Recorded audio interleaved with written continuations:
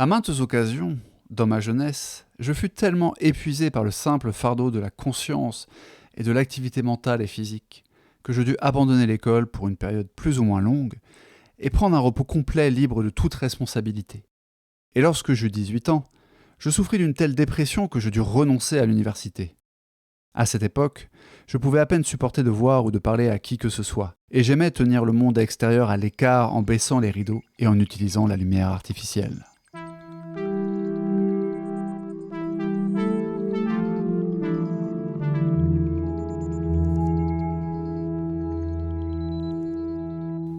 Entités cosmiques ou simples mortels, soyez les bienvenus dans Lovecraft Therapy, l'exploration neurodivergente consacrée à la vie et à l'œuvre de Howard Phillips Lovecraft. Pour m'accompagner dans cette exploration, je suis accompagné de ma nécrophobe préférée. Audrey, est-ce que tu es nécrophobe? Est-ce que tu as vraiment peur des cimetières? Non, j'ai peur des gens qui vivent dedans. C'est très différent. Mais ça t'amène du coup à plutôt éviter la fréquentation des cimetières, Tout à fait. contrairement à notre protagoniste du jour. Mais avant de parler évidemment de la nouvelle The Tomb, on a du pain sur la planche puisque on vous avait laissé avec l'épisode précédent en 1908 avec l'écriture de la nouvelle Vie alchimiste, et il s'avère que The Tomb a été écrit en 1917. Que s'est-il passé pendant ces 9 ans, pardon. Beaucoup de choses, et à commencer par ce qui sera le 4e Nervous Breakdown de Howard Phillips Lovecraft. Alors, je ne vais pas traduire Nervous Breakdown par dépression nerveuse pour des raisons qui ont été expliquées dans l'épisode précédent. Donc je ne reviens pas sur ces nuances. J'essaierai d'avoir la discipline de garder le mot anglais tout au long de l'épisode. Je ne suis pas sûr d'y arriver. Donc c'est son 4e breakdown et c'est le plus grave de sa vie. En tout cas, c'est comme ça que le présente S.T. Joshi, son inestimable et inestimé biographe. Et pour reprendre les mots de Joshi lui-même, d'une certaine manière, Lovecraft ne s'est jamais vraiment remis de ce breakdown. Ce qui m'amène à un premier problème, c'est qu'en fait, on ne sait pas exactement en quoi consiste cette dépression nerveuse. On sait plutôt quelles ont été les conséquences, puisque pendant une période de 5 ans, de 1908 à 1913, Lovecraft va devenir la caricature qui nous a été vendue par Houellebecq, à savoir le reclus de Providence, puisqu'il va mettre fin à quasiment toute vie sociale, après avoir donc quitté le lycée. On va en reparler de ça. Et le problème, du coup, c'est qu'on n'a pas beaucoup de détails sur ce qu'il a fait pendant ces 5 années de réclusion. Si, on sait, il était dans son canapé en train de manger de la Ben & Jerry's sous un plaid devant Netflix. Soirée pyjama, donc, au menu ce soir. Alors, devant Netflix, non, mais il a beaucoup été au cinéma. Voilà. Qui n'était pas un art qui portait en très haute estime, mais il s'avère que c'était beaucoup plus pratique pour lui, dans le contexte de son Nervous Breakdown, d'aller au cinéma que d'aller au théâtre. On sait néanmoins qu'en 1910, il aurait été voir pas mal de pièces shakespeariennes à l'Opéra de Providence, mais Lovecraft lui-même, dans une citation que je n'ai pas gardée dans le corps de cet épisode, mais que je vous résume de mémoire, il disait que, vu sa situation, c'était beaucoup plus simple d'aller au cinéma, parce qu'au cinéma, tu vas à la séance, tu te sens pas bien, tu retournes à la séance d'après, tu prends un ticket. Alors que quand tu as réservé pour t'asseoir au théâtre, si tu es bloqué chez toi pour des raisons psychologiques, et en fait, voilà, ton billet il est perdu et puis la séance elle se reproduit pas et tu peux pas arriver en retard, etc. Il n'y a pas cette souplesse que proposent les cinémas. Oui, puis il y a possiblement plus de monde au théâtre qu'au cinéma. Par exemple, si tu vas à la séance de 14h, pour moi-même aller souvent à la séance de 14h, on n'est pas beaucoup dans les salles, quoi. C'est vrai. Est-ce qu'il y avait une forme d'oclophobie de la part de Lovecraft, c'est-à-dire la peur de la foule, à ne pas confondre avec l'agoraphobie. Exactement, qui est la peur des espaces ouverts, foule ou pas foule, une petite nuance. On emploie souvent agoraphobie à tort pour parler d'oclophobie, en France en tout cas. À ma connaissance, pas exactement de peur de la foule du côté de Lovecraft, mais on a des éléments, on a des témoignages qui expliquent que de toute manière, il était très introverti et que quand c'est un de ses camarades d'enfance qui explique ça, que quand on le croisait dans les rues de Providence, il était toujours avec le col remonté, il regardait un peu droit devant lui dans le vague, etc. En gros, il cherchait pas vraiment le contact humain, même avec les gens qu'il connaissait et qu'il était susceptible de croiser sur le trottoir. Mais bon, j'irai pas jusqu'à parler d'oclophobie, surtout que, comme je l'ai dit, en fait, on n'a pas beaucoup d'infos sur la réalité de cette dépression. Ce qu'on sait, c'est que Lovecraft avait des problèmes de migraine, et ça, on va en parler un petit peu plus loin, parce que c'est lié à cette histoire de dépression qui l'empêche d'aller à l'université. J'ai dit dépression au lieu de breakdown, pardonnez-moi. Donc, est-ce qu'on connaît au moins les causes de cette dépression ? Alors, il y a plusieurs éléments qui sont portés à notre connaissance par Joshi dans I Am Providence. Le premier élément, c'est le retour de sa fameuse choré mineure, dont on vous avait parlé aussi dans les précédents épisodes, c'est-à-dire des tics. Alors, tics, pas juste des grimaces, mais ça peut être aussi le besoin de se lever, par exemple, en plein cours, et de bouger. Donc, c'est pas forcément quelque chose de gravissime. En fait, la chorée peut avoir plusieurs causes, plus ou moins graves. Hein. Il y a des choses comme la chorée de Huntington, si je dis pas de bêtises. Huntington, pardon. Mais là, c'était supposément une chorée plutôt mineure, sauf qu'on a un témoignage quand même qui explique que, un témoignage donc d'une femme qui était à l'école avec Lovecraft, qui était au collège-lycée avec lui, à la high school, et qui décrit ses tics. Et elle dit, en fait, il était assis à son siège et d'un seul coup, en fait, il se levait, il sautait. Et la personne qui l'a interviewé, Harry Probst, dit que la personne dans son témoignage avait l'air un peu effrayée quand même par ces bizarreries. Donc évidemment que si vous avez ce genre de tic, ça peut vous poser des petits problèmes et notamment engendrer une forme de phobie sociale.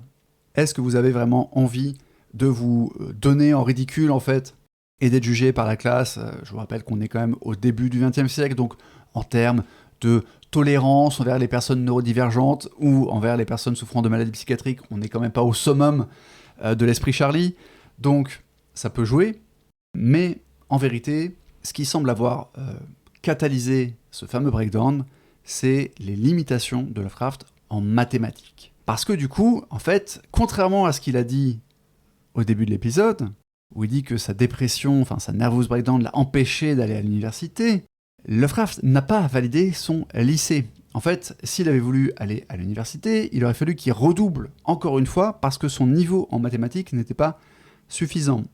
On a dans I Am Providence plusieurs bulletins de notes qui sont fournis par Joshi. Alors, de mémoire, c'est pas des bulletins de notes du lycée, en tout cas, c'est des bulletins de notes un petit peu plus anciens, mais on voit clairement que Lovecraft a d'excellentes notes en physique. Alors, le truc, c'est que le barème américain, ça a l'air d'être sur 100 points, voire peut-être 110, 120, je sais pas trop. Mais en gros, en physique, il a plus de 90, alors qu'en algèbre, il est bloqué dans les 70, voire certaines années dans les 64. Donc, en gros, il a un niveau qui est qualifié de passable, d'après les échelles de notation, mais c'est absolument pas suffisant pour devenir astronome, parce que je rappelle que le but de Lovecraft, c'est d'aller à l'université pour devenir astronome. À l'époque, on ne parle pas encore d'astrophysicien. Mais évidemment, ça va être compliqué en fait de devenir astronome si vous êtes mauvais en mathématiques. Et on a d'ailleurs une citation de Lovecraft qui date de 1931 où il explique ça très clairement et où il dit « Dans les études, je n'étais pas mauvais, sauf pour les mathématiques qui me rebutaient et m'épuisaient. C'est l'algèbre qui constituait ma bête noire. La géométrie, ce n'était pas si mal, mais toute l'affaire me déçut amèrement, car j'avais alors l'intention de faire carrière dans l'astronomie. Et bien sûr, l'astronomie avancée n'est qu'une masse de mathématiques. Ce fut le premier revers majeur que j'ai jamais subi. La première fois que je fus rappelé à l'ordre quant à mes propres limites, il était clair pour moi que je n'avais pas assez de cervelle pour être astronome, et c'était une pilule que je ne pouvais pas avaler avec sérénité. Pourtant, Lovecraft ment régulièrement, ou en tout cas se trompe régulièrement, puisqu'on a plusieurs extraits de correspondances qui sont fournis par Joshi, vraiment qui s'étalent sur la période 1915-1935, hein. Donc c'est une grosse période. 4 exemples où à chaque fois il dit « Oui, en fait, je devais aller à l'université » ou « Après que je finis le lycée, mon nervous breakdown m'a empêché, etc. » Donc la formulation est toujours un petit peu ambiguë, voire carrément inexacte, comme celle que j'ai choisie pour ouvrir l'épisode. Hein, où il dit c'est le nervous breakdown qui m'a empêché d'aller à l'université. Non, malheureusement, c'est son niveau mathématique et il le sait, il l'a dit lui-même dans la citation que je vous ai lue. Et Lovecraft, qui va essayer malgré tout de prendre des cours par correspondance pour se perfectionner en sciences pendant cette fameuse période de réclusion, confirme que ça ne fonctionne pas, puisqu'il dira « Entre 1909 et 1912, j'essayais de me perfectionner en tant que chimiste, conquérant la chimie inorganique et l'analyse qualitative avec aisance, car c'était les passe-temps favoris de ma jeunesse, mais au milieu de la chimie organique, avec ses problèmes théoriques terriblement ennuyeux et ses cas d'isométrie de radicaux hydrocarbonés, je me trouvais si terriblement ennuyé que je ne pouvais absolument pas étudier pendant plus de 15 minutes sans ressentir un mal de tête atroce qui me prostrait complètement pour le reste de la journée. » Feel you. Alors, est-ce que c'est un peu excessif de déduire de ce problème de scolarité que c'est ce qui a amené Lovecraft à se refermer chez lui? Qu'est-ce qui te fait sourire? J'ai vraiment beaucoup plus de points communs avec lui que je ne l'aurais cru. C'est un peu perturbant.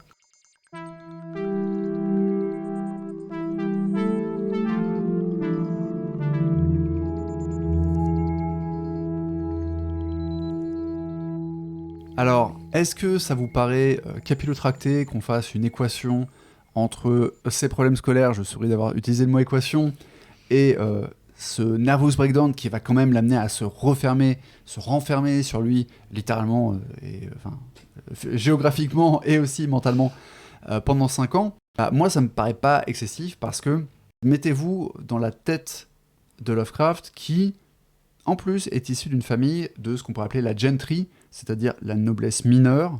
Alors, c'est un truc un peu délicat pour les Français, parce que nous, on n'a pas l'habitude de ça, mais en Angleterre, en fait, il y a 2 types de noblesse. Il y a la vraie noblesse qu'on appelle nobility, qui fonctionne un peu comme la nôtre, si vous voulez, et on a ce qu'on appelle la gentry, c'est-à-dire des gens qui ont un lien de parenté avec des nobles, mais qui n'ont pas le bon lignage direct pour avoir un certificat de noblesse. Et c'est aussi un titre qu'on donne à certains avocats, à ce qu'on pourrait appeler en France la noblesse de robe, en gros. Et donc, Lovecraft, et ça jouera aussi dans son racisme et plus globalement dans ses positions assez conservatrices sur le plan social et sociétal, en fait, la famille de Lovecraft, même si là, il est en train de sombrer dans le déclassement parce qu'il n'y a plus d'argent et parce que personne ne travaille dans la famille, puisque les femmes ne travaillent pas et que lui, pendant ces 5 ans, ne va pas faire le moindre travail rémunéré. Enfin, s'il y aurait des petites chroniques journalistiques, mais évidemment, c'est du lance-pierre, quoi. Donc, on a quelqu'un qui est en train de sombrer littéralement dans la pauvreté, mais à la base qui est d'extraction bourgeoise. Si on dit aristocratique, c'est un peu inexact, si on dit bourgeoise, c'est un peu inexact, mais vous voyez le topo. Donc sa famille vient de la gentry. Et donc, qu'est-ce qu'on fait quand on est issu de la gentry? On ne devient pas ouvrier. Éventuellement, on crée une entreprise, ou alors, on devient un universitaire. Et la passion de Lovecraft pour les sciences, on vous en a parlé en long et en large dans les précédents épisodes. Imaginez la dépression que ça représente. Même sur le plan de l'identité personnelle. Il y a la question de qu'est-ce que je vaux. Il a dit lui-même qu'il n'avait pas de cervelle pour faire des sciences. C'est une manière de formuler les choses qui est assez dépréciative. Mais et en plus de, ok, mais qu'est-ce que je vais faire? Et tu souriais, Audrey, en pensant à tes points communs avec Lovecraft. Moi aussi, je peux vous parler de mes points communs avec Lovecraft sur ce point, puisque j'ai vécu quelque chose d'assez similaire, dans le sens où, à l'âge de 14 ans, j'ai décidé que j'allais faire des études de psychiatrie. Bon, rapidement, j'ai déchanté, j'ai décidé de revoir mon truc à la baisse et de choisir des études de psychologie clinique. Je suis rentré en fac de psychologie clinique et j'ai validé ma licence, j'ai commencé à bosser mon master, et en fait, j'ai dû, pour les besoins des études, faire un stage en psychiatrie, en service de psychiatrie, hein, vraiment le cliché que vous voyez dans les films. Alors, c'est pas non plus vol au-dessus d'un nid de coucou, encore que, mais c'est un environnement très spectaculaire, très carcéral, qui m'a horrifié, qui m'a dégoûté, qui a fait que j'ai arrêté les études. Mais en fait, quand vous avez 24 ans et que vous décidez que vous pouvez pas faire ça, vous pouvez pas finir ces études, vous pouvez pas aller au bout du master pour devenir officiellement psychologue et travailler hors de psychiatrie après, et que vous avez ce projet de vie depuis 10 ans, depuis l'âge de 14 ans, ça crée une grosse crise identitaire en fait. Qu'est-ce que vous allez faire? Qu'est-ce que vous allez réinventer comme projet? Donc moi, ça ne me surprend pas que ça ait eu un tel impact sur Lovecraft, dont on a vu déjà dans les précédents épisodes qu'il avait, on va dire, une santé fragile, en tout cas une santé mentale particulière, avec l'histoire de la Corée, avec les migraines qu'on trouvait aussi chez sa mère et chez son grand-père maternel. Donc on avait un tableau où il y avait une prédisposition à avoir des nervous breakdowns, et ce problème existentiel au sens de votre projet de vie, quoi, il me paraît tout à fait suffisant pour provoquer cette réaction très particulière de repli sur soi. Tu parles quand même à quelqu'un qui a voulu être médecin légiste sans faire médecine. Et si vous ne me croyez pas et que vous trouvez que je projette trop mon parcours dans celui de Lovecraft, je vous propose, non pas une citation en intégrale parce que j'ai oublié de la traduire et si je vous traduis sur des beautés ça va être très moche, mais on a encore un témoignage de Lovecraft qui date de 1918 pour le coup, où il explique qu'il ne va plus à l'observatoire de Providence, puisque enfant il avait pu accéder plusieurs fois au LAD Observatory de l'université Brown, qui est la fac de Providence en fait, et il explique pourquoi il n'y va plus. Et en fait, il dit que le fait de ne pas y aller en fait comme membre de l'université, parce que c'est comme ça qu'il espérait y retourner en fait, il dit je ne veux plus les visiter parce que je ne suis qu'un étranger ordinaire, enfin, il emploie le mot casual, donc voilà, étranger relâché, quoi, et un barbare et un alien, il emploie le mot alien, donc on a 2 fois étranger, on a outsider et alien, en fait, qui portent chacun à peine une nuance différente, en fait, et voilà, non-university, barbarian and alien. Donc c'est vous dire à quel point il est complexé, il est hanté par ça, et ça explique aussi d'ailleurs que dans certaines correspondances, il s'arrange un peu avec la réalité parce que ça lui fait trop mal de le reconnaître.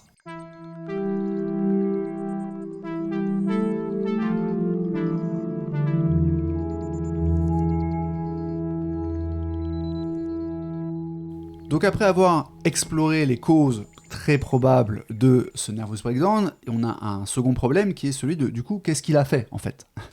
Puisque de l'aveu de Joshi, il y a un trou béant dans la biographie, en tout cas dans le calendrier, dans le quotidien de Lovecraft.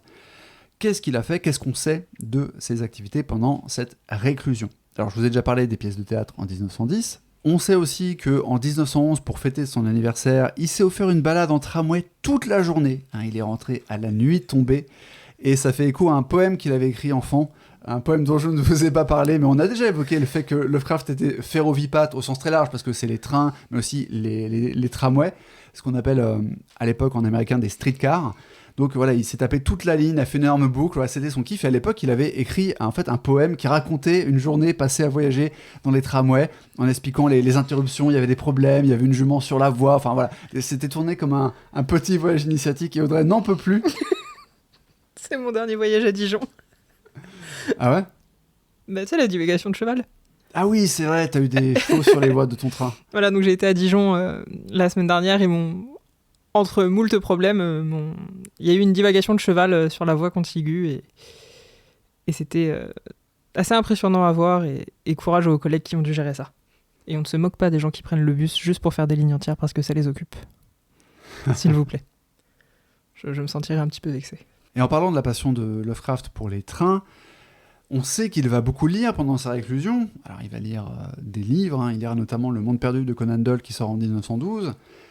Voilà, je rentre pas dans le détail de tout ce qu'il a lu parce qu'on n'a pas le détail de tout ce qu'il a lu au niveau des romans, mais on sait qu'il a lu l'intégralité, accroche-toi Audrey, je sens que tu vas adorer cette information, il a lu l'intégralité de Railroad Man's Magazine. Donc, le Railroad Man Magazine, en fait, c'est un magazine consacré, comme son nom l'indique, au monde ferroviaire, qui mélangeait, en fait, des petites fictions et aussi des interviews, des textes documentaires sur les chantiers actuels, enfin, vraiment, le truc mi-veille factuel, mi-fiction autour de la ferrovipathie, quoi. Ouais, voilà. C'est l'ancêtre de La vie du rail. Je ne sais pas, j'ai jamais lu la vie du rail. Moi non plus. Alors, je précise quand même que cette lecture a commencé avant la réclusion, et durera même lorsque Lovecraft sera sorti de son enfermement, puisque on sait que le magazine en question a été publié de 1906 à 1919, et que du coup ça fait 150 numéros que Lovecraft a tous lus. C'est même marqué sur la fiche Wikipédia du Railroad Magazine que Lovecraft est connu pour avoir lu l'intégralité de cette publication, back to back, comme on dit. Genre en achievement. Exactement, il a unlock l'achievement Steam. Mais le Railroad Man Magazine, l'homme du rail, attention, ne sera pas la seule lecture de Lovecraft, puisqu'il va aussi lire beaucoup de pulp. Évidemment, c'était inévitable, puisque certaines de ses fictions, plus tard, seront publiées dans des pulps comme Weird Tales, et parmi eux, il va lire le premier, ce qui est historiquement le premier pulp à avoir existé, donc le Argosy Magazine, qui a eu plusieurs noms. The Golden Argosy, en fait, à la base, c'était un truc qui était adressé plutôt aux enfants, qui proposait en fait du contenu de dime novel, donc les fameuses dime novels dont on a parlé dans l'épisode 1, consacré aux œuvres de jeunesse et à Beast in the Cave. Le magazine va changer de nom plusieurs fois. Il va finir par s'appeler Argosy tout court pour séduire plus les adultes, parce que le Argosy Golden, apparemment, c'était un nom et un contenu éditorial plutôt à cibler vers les jeunes.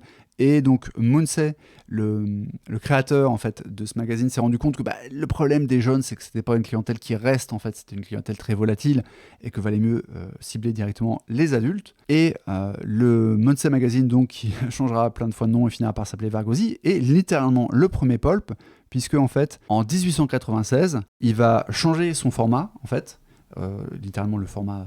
La taille du journal et la matière en fait du contenu imprimé, donc il va être imprimé en fameuse pulpe de bois. C'est ça qui donne le nom au magazine pulp. A priori, je pense que vous connaissez un peu le délire si vous écoutez un podcast sur Howard Philip Lovecraft, mais au hasard, Les pulps sont des magazines très bon marché notamment parce qu'ils étaient imprimés sur du papier de très mauvaise qualité, cette fameuse pulpe de bois, qui donne son nom au magazine en tant que tel, les pulps, qui a donné après une célèbre Pulp Fiction, par exemple, mais dont le style narratif influencera aussi un certain George Lucas pour une petite franchise qui s'appelle Star Wars et une franchise un peu plus importante qui s'appelle Indiana Jones. Bref. Jamais entendu parler. Voilà, vous trouverez Tarzan, à la base, le personnage de Tarzan vient des pulps. C'est un personnage qui a été écrit, qui est apparu pour la première fois dans les pulps. Le fondateur de la scientologie a écrit aussi pour les pulps, Ron Hubbard. Et pour vous donner une idée de pourquoi ils étaient bon marché, le Argosy valait 10 cents. Et donc j'ai calculé avec l'inflation, parce que je suis une personne précise qui veut vous donner des bonnes informations. 10 cents aujourd'hui, ça ferait $3 à peu près. $3, 10 cents. Voilà. Donc à peu près 3 €, en fonction du cours qui va et qui vient. Donc c'est vraiment pas cher pour un truc composé de dizaines et dizaines de pages de romans.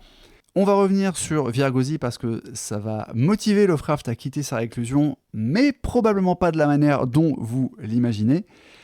Mais je voudrais en tout cas, avant de passer à ce qu'on appelle la Argosy controversie, je voudrais quand même nuancer un petit peu l'isolement volontaire de Lovecraft, bien qu'il le revendique lui-même dans certains courriers, où il estime s'être retiré de toute société humaine, se jugeant trop un échec, a failure in life quand même, pour paraître en société, etc., avec ceux qu'il avait connus dans sa jeunesse, et qui avaient idiotement espéré de grandes choses de sa part. Donc on est quand même, là encore, sur l'autodépréciation, sauf qu'on a un témoignage du père des frères Monroe. Donc les frères Monroe, Chester et Harold Monroe, c'était des amis de Lovecraft, des amis d'enfance, avec lesquels il faisait ses grandes randonnées à vélo, dont on a parlé à l'épisode précédent. Et leur père, il s'avère que c'était un mec qui a fini quand même au Sénat de Rhode Island, enfin, qui a été sénateur de Rhode Island. Voilà, donc je vous disais, on est dans la gentry, on n'est pas chez les prolos. Et en fait, il explique que ses fils avaient créé une sorte de boys club qui se déroulait dans leur sous-sol, dans le sous-sol de la maison de Monsieur Monroe. Et donc, ce boys club, en fait, c'était juste une demi-douzaine de garçons, donc c'est pas énorme. Il s'appelait le East Side Historical Club, et donc ils se faisaient des soirées en sous-sol où ils faisaient la cuisine eux-mêmes, etc. Ils faisaient des petits banquets, ils appelaient ça comme ça. Et de l'aveu de ses enfants, nous explique Monsieur Monroe, eh bien, Lovecraft était membre du club et en fait, il leur laissait des souvenirs incroyables parce qu'à chaque fois qu'il était présent, c'était lui le speaker de la soirée. Je trouve pas l'expression, on va pas dire conférencier, mais l'animateur. Ouais, celui qui fait les discours pour lancer le repas, etc. Le MC. Ouais, le Master of Ceremony, si tu veux, mais bon, remplacer speaker par Master of Ceremony, ça nous fait une belle jambe en termes de langue française. Bah, j'ai dit le maître de cérémonie. Ah oui, moi je l'ai dit en français. Le maître de cérémonie. Et donc ces enfants, c'est Monsieur Addison Monroe, donc le père qui parle, il dit « My boys, mes garçons m'ont toujours dit qu'ils délivraient ». Que les discours qu'il prononçait étaient des joyaux. Il emploie le terme « gems ». Ça ne veut pas dire qu'il était là à toutes les séances, etc. Mais on sait que cette société était encore active en 1910. Donc, très clairement, Lovecraft n'était pas complètement à l'écart de la société. Voilà. Mais évidemment, c'est une petite goutte de nuance. Et l'autre élément dans le témoignage de M. Monroe père, c'est que, comme je l'ai dit, il était sénateur et il explique que parfois, il avait l'occasion de discuter avec Howard Philip Lovecraft quand il venait donc, pour les soirées, et qu'il était toujours surpris par la maturité et la logique de son discours. Et il se rappelle notamment d'une fois, quand il était sénateur, donc sur la branche 1911-1914, où il y avait plusieurs lois qui étaient en train d'être examinées, et Lovecraft, qui était là le soir pour le fameux Boys Club, en fait, avait commencé à discuter avec Monroe père de certaines de ces mesures, et il dit, en fait, j'étais stupéfait par la connaissance qu'il démontrait au sujet des mesures qui, normalement, n'aurait jamais intéressé un jeune homme de 20 ans. Et il dit, dans les faits, il n'en savait même plus sur ces mesures que 75% des sénateurs qui allaient les voter. Joshi nous explique que cette connaissance de Lovecraft concernant la politique de Rhode Island, en fait, venait de sa fréquentation de la bibliothèque municipale, puisqu'il aurait lu en fait l'intégralité d'un journal qui n'était plus édité en fait, c'était une archive, The Providence Gazette and Country Journal, édité donc de 1762 à 1825, et il était aussi abonné probablement au Providence Journal ou au Evening Bulletin, pardon, donc des journaux qui eux étaient toujours dans les parutions. Très clairement, c'était quelqu'un qui s'intéressait à la politique. Ça, on le sait aussi par rapport à la suite des événements, puisqu'il écrira pas mal de petits poèmes et d'essais qui parlent de ça. On va pas les aborder dans cet épisode. On en parlera normalement dans le prochain épisode consacré à Dagon. Mais voilà, grand lecteur, et son intérêt pour les sciences et pour les publications en général fait que voilà, il avait cette culture. Et je trouve ça assez remarquable qu'on ait ce genre de témoignage à son sujet. Néanmoins, comme je le disais, c'est juste une petite nuance sur son isolement social, puisque, à notre connaissance, c'est la seule organisation, avec un petit O, que Lovecraft va fréquenter pendant ces années-là. Le reste du temps, on ne sait pas ce qu'il fait, à part aller un peu au cinéma, avoir des migraines, essayer de prendre des cours par correspondance qui ne marchent pas, et lire énormément de choses, notamment ces fameux pulps, et notamment le fameux Argosy Magazine.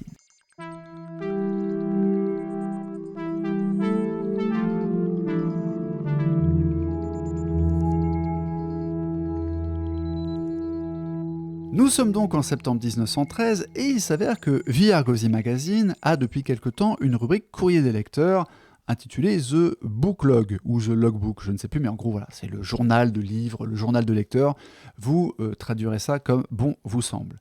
Et dans le courrier des lecteurs de septembre 1913, un certain Howard Philip Lovecraft est publié et il n'est pas content. En effet, il y a parmi les auteurs récurrents de The Argosy un mec qui s'appelle Fred Jackson.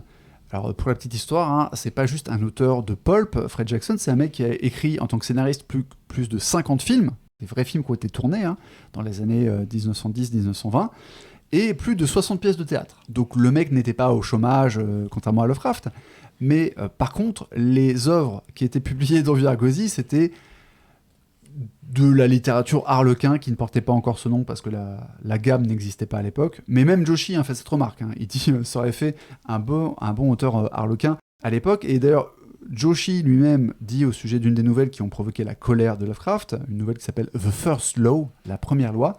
Il dit c'est une histoire incroyablement nunuche, mélodramatique et verbeuse. Donc ça donne pas envie. Et il s'avère que Lovecraft, du coup, est scandalisé, à la fois parce que Jackson est souvent publié, trop souvent en tout cas, dans The Argosy, mais aussi parce qu'il y a des lecteurs qui sont fans de lui et qui écrivent pour chanter ses louanges dans le courrier des lecteurs. Alors je vous lis un extrait du courrier de Lovecraft à ce sujet. Aux yeux d'un observateur désintéressé, il semble qu'un effort vigoureux soit fait pour imposer M. Jackson au public par une campagne de publicité sans précédent, et par la sélection pour la publication dans le logbook des lettres dans lesquelles il reçoit la plus grande quantité d'adulation. Donc, Lovecraft déjà soupçonne carrément une campagne marketing un peu astucieuse où on ferait exprès de cibler les fans de Jackson plutôt que ses détracteurs. Et même s'il reconnaît quand même qu'il y a une partie importante du public qui aime les histoires d'amour, il le reconnaît quand même du bout des lèvres, le problème pour lui, c'est que Jackson est un mauvais écrivain. C'est même pas le sujet. Et d'ailleurs, c'est ce qu'il dit. Au-delà du simple choix du sujet, permettez-moi de décrire le type jacksonien comme trivial, efféminé et par endroits grossier. Alors, on va parler de la grossièreté, on va voir qui de l'hôpital se moque de la charité ou inversement dans quelques secondes, puisque la suite du courrier continue ainsi. Dans la poitrine de ces personnages, et semblant les dominer à l'exclusion de la raison, il place les passions et les émotions délicates propres au singe anthropoïde. Son style littéraire est faible et souvent excessivement familier. Il regorge d'infinitifs divisés, le fameux split infinitive, et tombe parfois dans l'utilisation de mots farfelus, comme par exemple livinable au lieu de habitable. Alors, on retrouve là le conservatisme grammatical de Lovecraft, qui râle sur certains, on va appeler ça peut-être des néologismes pour livinable, et sur le fameux infinitif divisé. Alors, ça a l'air technique comme ça, mais vous savez tous ce qu'est l'infinitif divisé si vous avez regardé Star Trek. Bah oui, parce que depuis l'épisode pilote de Star Trek, le slogan qui lance l'épisode en expliquant que c'est génial, on est en train de conquérir l'espace, parmi ce long slogan, il y a notamment la phrase « To boldly go where no man has gone before ». Aller avec hardiesse, là où aucun homme n'a été, qui a été changé d'ailleurs en to go where no one has gone before pour être plus gender neutral. Mais ce qui est intéressant, c'est que le to boldly go, puisque normalement, on ne met pas l'adverbe comme ça entre le to et la préposition to et le verbe qui forme un infinitif anglais. To go boldly serait plus classique. En tout cas, on apprend qu'au 19e siècle, il y avait un certain nombre de linguistes dits prescriptifs ou prescriptivistes qui militaient contre ce scandaleux infinitif divisé. Toujours sur les bons combats, c'est prescriptiviste. Alors ce qui est intéressant, c'est que, en fait, on voit le conservatisme de Lovecraft, mais en même temps, le premier split infinitive attesté de la langue anglaise, il date du XIIIe siècle. C'était dans un poème, justement pour jouer sur la métrique, et ça a été refait plusieurs fois au XIVe siècle. Donc bon, c'est un peu bizarre que des prescriptivistes, qui sont en général des gens assez réactionnaires, ou en tout cas conservateurs, partent en guerre contre un truc qui a 500 ans de plus qu'eux, quoi. Oui, mais comme c'est pas eux qui l'ont lancé, c'est pas bien. C'est surtout ça, le prescriptivisme. Quant à sa remarque sur les nègres et les singes anthropoïdes, bon, je ne sais pas trop quoi vous dire, si ce n'est que Lovecraft n'en est pas à son coup d'essai, puisqu'il avait déjà écrit, en étant beaucoup plus jeune, hein, vers 14 ans je crois, il avait écrit un poème qui s'appelait « De la création des nègres », que je ne vais pas vous lire, c'est pas très intéressant. Et en fait, alors je vais un petit peu spoiler l'avenir de Lovecraft, mais il va changer d'avis sur beaucoup de sujets, mais par contre pas sur ça. Les Noirs, voilà, il va rester racialiste jusqu'à sa mort, même quand il deviendra un sympathisant socialiste, ce qui, vu d'où il part, n'est pas gagné non plus. Hein. Je ne sais pas s'il va changer d'avis sur les autres minorités.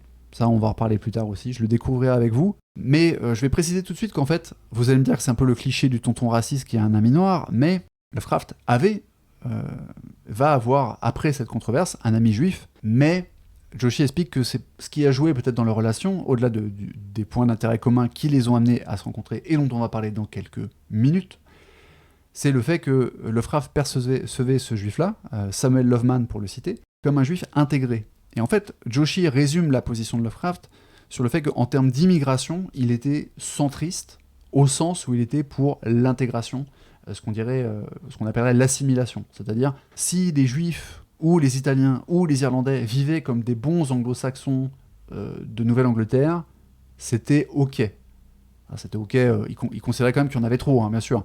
Et ils considéraient notamment que les Italiens et les Irlandais étaient trop alcooliques.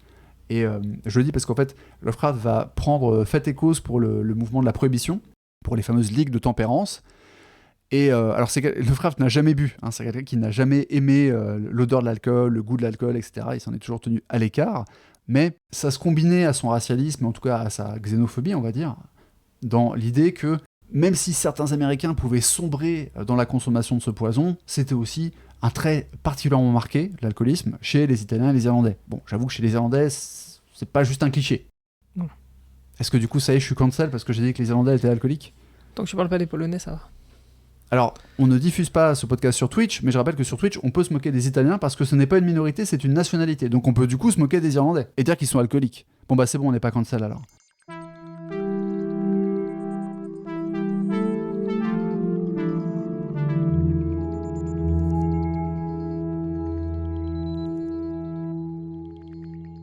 Le courrier de Lovecraft va provoquer une véritable bataille rangée dans le courrier des lecteurs du Argosy. Ceci dit, vous serez étonné de remarquer que personne n'a été agacé par son utilisation du mot n***. C'est pas ça du tout qui va provoquer la bataille rangée. A priori, là, ça ne dérange pas grand monde. Ce qui nous donne aussi un éclairage assez intéressant sur l'époque, hein, pour ceux qui voudraient stigmatiser Lovecraft comme le paroxysme de l'inhumanité. Bon. Mais en l'occurrence, les fans de Jackson vont être absolument horrifiés et l'attaquer. Et va s'ensuivre en fait un combat épistolaire qui va durer plusieurs mois, avec plusieurs personnes, dont un dont je n'ai pas retenu le nom, je crois qu'il s'appelle Russell. Mais ce qui est important, plus que le nom de cette personne, c'est que lui va répondre à la critique de Lovecraft par un poème satirique. Il n'en fallait pas plus pour que Lovecraft lui réponde à son tour sous forme versifiée, parce que Lovecraft, dans sa vie, aura écrit entre 250 et 300 poèmes. Beau score. Donc autant dire que quand un opposant lui a répondu sous forme versifiée, alors que son propre courrier à lui ne l'était pas, il s'en est livré à cœur joie. Et voilà comment S.T. Joshi nous résume finalement cette Argosy controversie. Je ne vais pas vous lire le moindre extrait des contre-réponses, parce que notamment dès que c'est versifié, le problème c'est que ça repose sur les rimes, et que si je traduis, on va perdre la rime, ou alors je vais devoir travestir le sens pour faire rimer. Et si je vous lis les poèmes des uns et des autres, avec mon magnifique accent français qui découpe les mots anglais, ça va être un petit peu horrible pour vos oreilles. Donc je vais directement aller à la conclusion, parce que ce qui m'intéresse, c'est l'aspect transitoire et disons les conséquences de cette Argosy controversie, même si je trouve ça très drôle, parce que c'est un peu Twitter avant l'heure, en fait. Exactement. X, plus Twitter, pardon. Oui, et puis à la différence avec Twitter, au moins les gens essaient de faire des rimes, hein, et d'écrire en forme versifiée pour se clasher, au lieu de simplement s'invectiver et s'accuser de différents éléments de langage. Bref. Dans un sens, nous devons grâce à Monsieur Jackson, ou peut-être à ses supporters, d'avoir rendu possible le reste de la carrière de Lovecraft, car on ignore combien de temps il aurait continué à végéter dans l'atmosphère étouffante du 598 Angel Street. Lovecraft n'avait pas de travail, il ne faisait que jouer avec la chimie et l'astronomie, vivait avec une mère qui perdait progressivement sa stabilité mentale, écrivait des vers aléatoires et sans distinction au sujet de sa région natale, et dévorait les magazines pulp sans envisager de leur apporter une quelconque fiction à eux ou à toute autre part du marché. Mais le travail de Jackson a tellement irrité Lovecraft qu'il en est au moins sorti de son ermitage pour bombarder de lettres les magazines en question. Alors que c'est un fan de Jackson qui avait initié l'habitude d'écrire en vers, Lovecraft y a trouvé une occasion en or d'adapter sa bien-aimée satire augustéenne à une cible tout à fait moderne. Les ramifications de tout cet épisode, pour Lovecraft, vont bien au-delà de l'échange d'insultes au sujet d'un écrivain médiocre et insignifiant. Oui, parce que, en fait, à l'époque, Jackson avait du travail et pas Lovecraft, mais aujourd'hui, tout le monde a oublié Jackson et tout le monde se souvient de Lovecraft. Voilà, bon, bref. C'était peut-être la première fois qu'il rencontrait des opinions radicalement différentes des siennes et venant d'un groupe de personnes très différentes, et très honnêtement, assez inférieures en niveau d'éducation, de culture et de statut socio-économique. Bien qu'il ne semble pas avoir eu beaucoup de respect pour beaucoup de ses adversaires, à part celui qui versifiait, et qu'il semble avoir dynamité leur position avec facilité, il découvrira plus tard que de telles divergences d'opinion, parmi ses amis, collègues et correspondants, ont une valeur inestimable pour le sortir de ses certitudes et élargir sa perspective. Et donc à l'issue de cette bataille, qui durera plusieurs mois, voire même plusieurs années, Lovecraft en fait sera remarqué par un certain Edward F. Das, qui à l'époque est official editor, donc éditeur officiel, mais dit comme ça vous dit pas grand chose, pour une association, je sais pas pourquoi je dis ça comme ça, pour une association qui s'appelle la United Amateur Press Association, donc on va appeler ça l'UAPA, ça sera plus simple. Donc une association de journalistes amateurs qui, donc Das, qui va lui proposer d'entrer dans l'association. Alors le journalisme amateur, qu'est-ce que c'est ? Pour faire simple, c'est l'ancêtre des fanzines, sauf que bon, les fanzines, c'est plutôt en général vraiment très niché sur un sujet. On va faire un fanzine sur un groupe ou sur un style musical par exemple, éventuellement sur un hobby.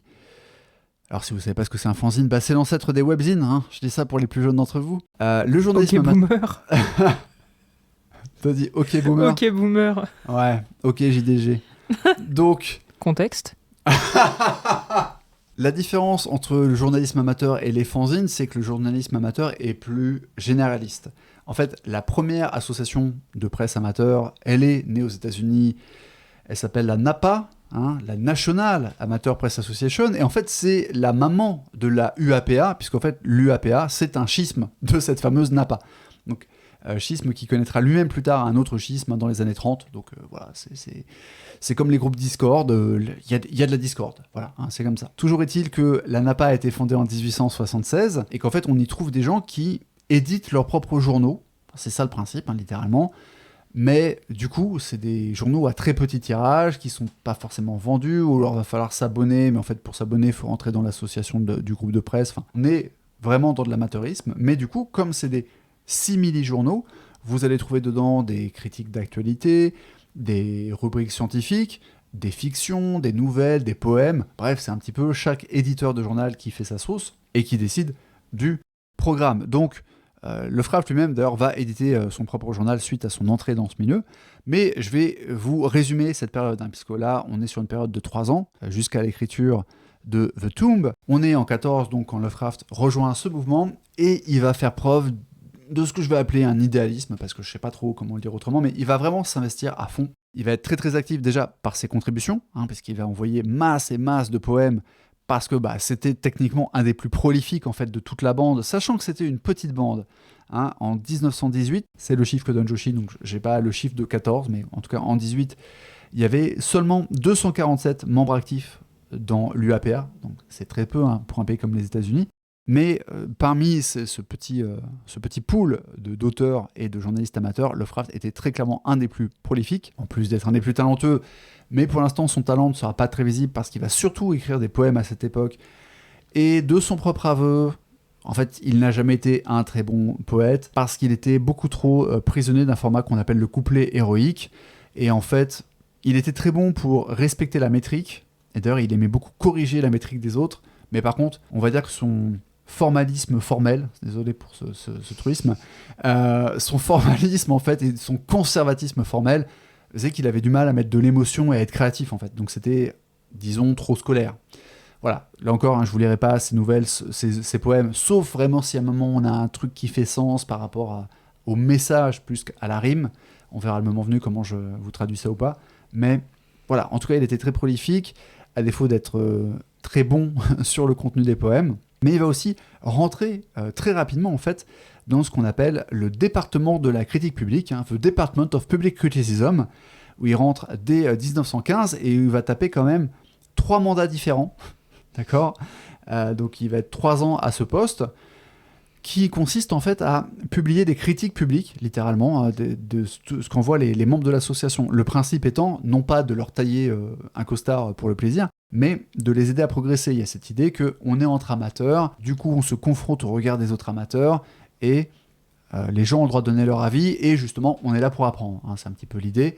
Voilà, même si c'est un hobby et qu'on pourrait dire non mais je publie ce que je veux. Il y avait en tout cas dans cette association, je ne sais pas si c'était le cas à la NAPA, mais il y avait ce département où Lovecraft va donc officier 3 ans, avec une petite pause de 17 à 18, parce que de 17 à 18, il sera carrément directeur de l'association. Donc c'est une ascension assez rapide hein, quand même, et quand il sera directeur, et d'ailleurs même quand il sera aussi à la critique publique, il partira en guerre contre l'utilisation des mots d'argot, et contre tout ce qui ressemble de près ou de loin à un néologisme ou à un modernisme. Voilà.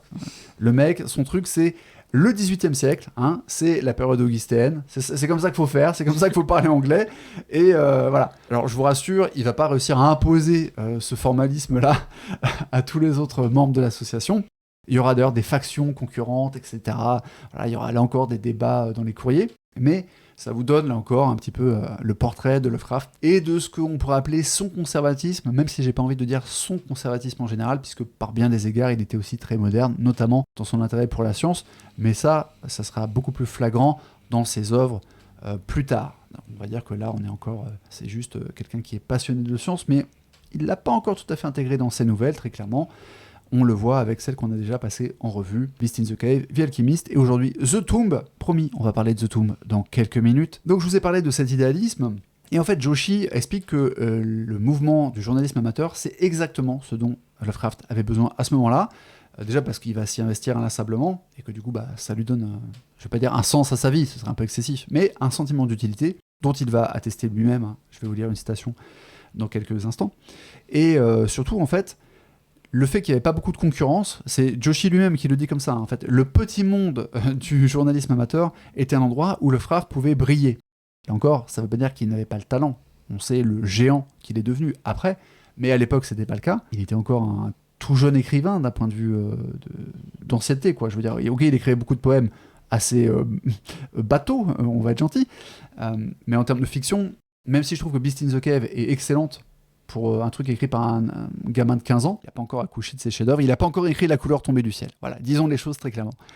Et ce qui est intéressant, c'est qu'il va, en fait, son implication dans le journalisme amateur va lui permettre de raffiner une certaine philosophie de l'écriture. Les 2 piliers qui vont être la philosophie de Lovecraft en tant que membre très actif de cette communauté, c'est l'expression de soi sans pensée commerciale. Commerciale au sens de rémunération. Ce que Joshi appelle abstract self-expression without thought of remuneration. Et je vous lis une petite citation de Lovecraft qui verbalise ça. L'UAPA vise désormais le développement de ses adhérents dans le sens d'une perception et d'une expression littéraire purement artistique. Ce développement doit être réalisé par l'encouragement de l'écriture, la formulation de critiques constructives et le développement d'amitié par correspondance entre érudits et aspirants capables de se stimuler et de s'entraider dans leurs efforts.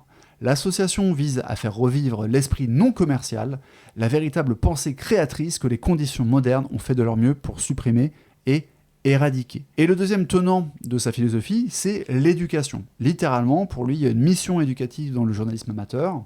Et il dit à ce propos, l'UAPA vise à aider ceux que d'autres formes d'influence littéraire ne peuvent atteindre. L'homme non universitaire, celui qui habite dans différents endroits, le reclus, l'invalide, les très jeunes, les personnes âgées, tout cela sont inclus dans notre ambition. Ce qui est intéressant, je vous parlais de son conservatisme juste avant, là on a quelque chose qui est presque du militantisme de progrès social en fait. Il est pour éduquer les masses, il est pour ce qu'on appellerait une démocratisation en fait de la littérature.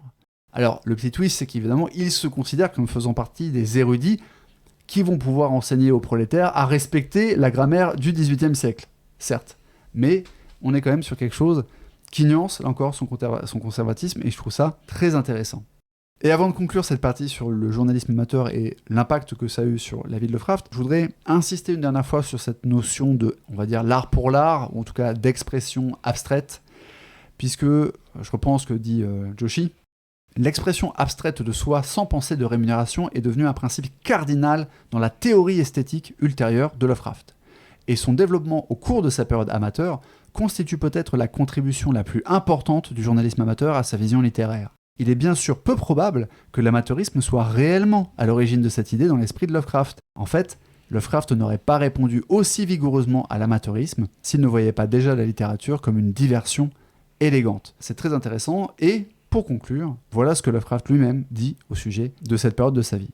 Le journalisme amateur m'a fourni le monde même dans lequel je vis, d'un tempérament nerveux et réservé, et maudit avec une aspiration qui dépasse de loin mes capacités.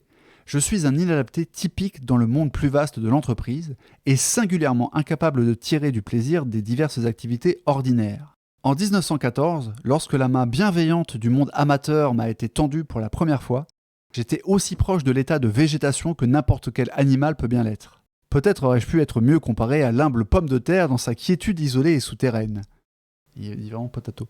La quiétude des pommes de terre, le nouveau roman de Catherine Pancol. Avec l'avènement de l'UAPA, j'ai obtenu une volonté de vivre renouvelée, un sentiment renouvelé d'exister autrement que comme un poids superflu, et j'ai trouvé une sphère dans laquelle je pouvais sentir que mes efforts n'étaient pas entièrement vains.